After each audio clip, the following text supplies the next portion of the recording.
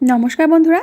চিতই পিঠাটা কিন্তু আমাদের সকলেরই ভীষণ পছন্দের একটি পিঠা, কিন্তু এই পিঠা বানাতে গিয়ে আমরা অনেক রকম সমস্যার মধ্যে পড়েছি।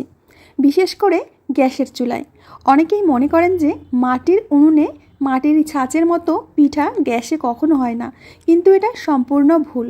গ্যাসের চুলায় এরকম নরম তুলতুলে আর জালিদার পিঠা খুব সহজেই বানিয়ে নেওয়া যায়। এর জন্য চাল গুঁড়ো করতে হবে না, চাল ঘন্টার পর ঘন্টা ভিজিয়ে রাখতে হবে না, ইনস্ট্যান্ট মাত্র 10 মিনিটের মধ্যেই তৈরি করে দেখাবো।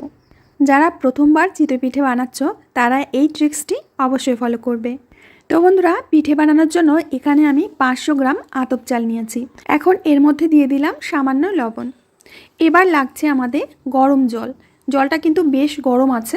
এই গরম জল ছিটা দিয়ে দিয়ে চালটাকে এইভাবে মেখে নিতে হবে। বন্ধুরা, আমি যেভাবে দেখাবো এইভাবে তোমরা চিতই পিঠা বানিয়ে দেখো, একদম ইনস্ট্যান্ট তোমরা পিঠেটা বানাতে পারবে।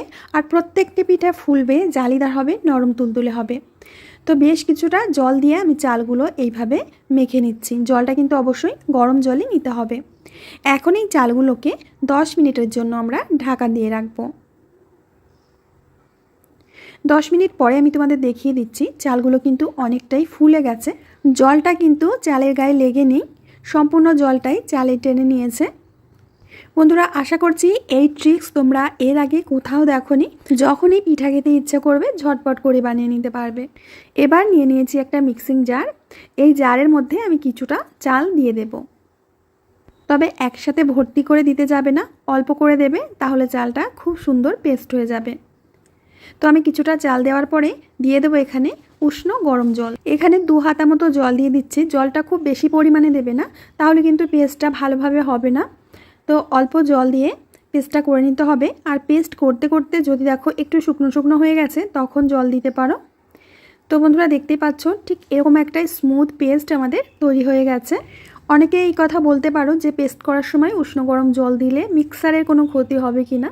কোনো রকম কোনো ক্ষতিই হবে না উষ্ণ গরম জল দিলে, তবে জলটা খুব বেশি যেন গরম না হয় সেদিকে খেয়াল রাখবে।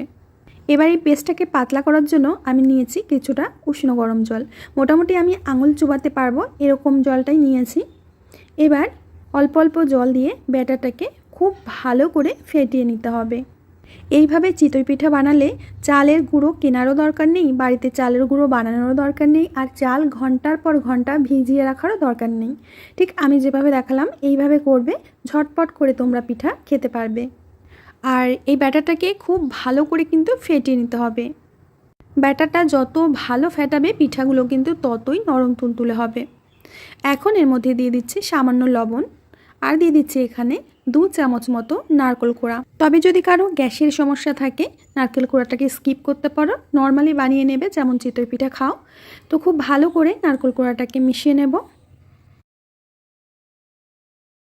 যেহেতু আমরা গ্যাসের চুলায় পিঠাটা বানাচ্ছি, এর জন্য এর মধ্যে দিয়ে দেব ছোট চামচের হাফ চামচের থেকে একটু বেশি বেকিং পাউডার। এখানে কিন্তু ভুলেও বেকিং সোডা দিতে যাবে না। এখন বেকিং পাউডারটাকে ব্যাটারের সাথে ভালো করে মিশিয়ে নেব। আরও একটু সামান্য জল দিয়ে দিচ্ছি, কারণ ব্যাটারটা একটু ঘন মনে হচ্ছে। ভালো করে বেকিং পাউডারটাকে ব্যাটারের সাথে মিশিয়ে নিয়েছি। এখন তোমাদের ব্যাটারের ঘনত্বটা দেখিয়ে দিচ্ছি ঠিক কেমন রাখতে হবে। ব্যাটার যেন কোনো মতেও ঘন না হয়ে যায়, ঘন হলে কিন্তু পিঠাগুলো ফুলবে না আর ভেতরটা কাঁচা কাঁচা থেকে যাবে। এবার একটা বাটিতে কিছুটা জল নিয়ে ওর মধ্যে দিয়ে দেব হাফ চামচ মতো সাদা তেল। তেলটাকে খুব ভালো করে জলের সাথে মিশিয়ে নেব।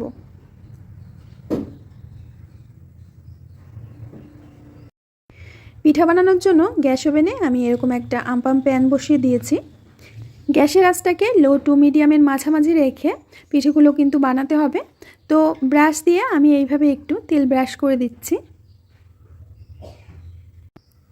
এখন 1 হাতা মতো ব্যাটার আমি দিয়ে দিচ্ছি।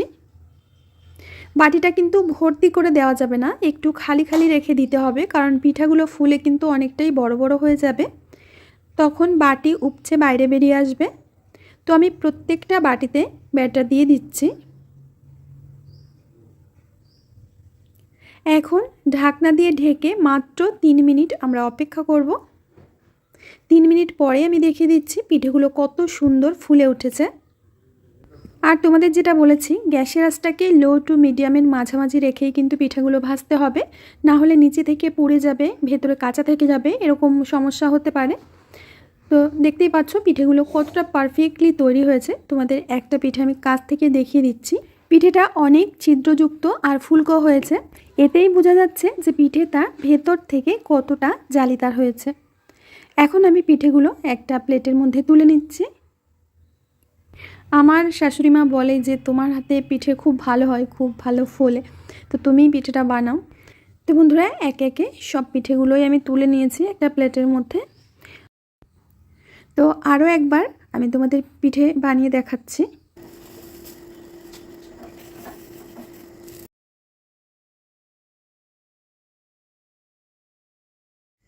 তো দেখো বন্ধুরা, পরের পিঠেগুলো কত সুন্দর ফুলে উঠেছে। তো এই পিঠেটাও আমি তুলে নেব। আজকে আমার এই পিঠের রেসিপিটা দেখতে যদি নতুন কোনো বন্ধু এসে থাকো, প্লিজ আমার চ্যানেলটিকে সাবস্ক্রাইব করবে, পাশে থাকা বেল বাটনের অল অপশনে ক্লিক করবে, যাতে আমার ভিডিও আপলোড হওয়া মাত্র সবার প্রথমে তোমার সামনেই পৌঁছে যায়। তো বন্ধুরা, দেখতে পাচ্ছ পিঠেগুলো কতটা পরিমাণে নরম, তুলতুলে, ফুলকো আর জালিদার হয়েছে। একটা পিঠে আমি তোমাদের ছিঁড়ে দেখাচ্ছি যে ভেতরটা কতটা পরিমাণে জালিদার হয়েছে। দেখতেই পাচ্ছ।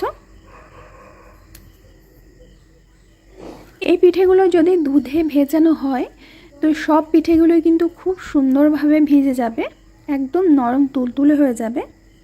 আর শীতের শুরুতে গরম গরম চিতই পিঠার সাথে যদি থাকে খেজুরের গুড়, তাহলে তো আর কোনো কথাই নেই। তো আমার প্রিয় বন্ধুরা, আমি আজ এখানেই বিদায় নেব।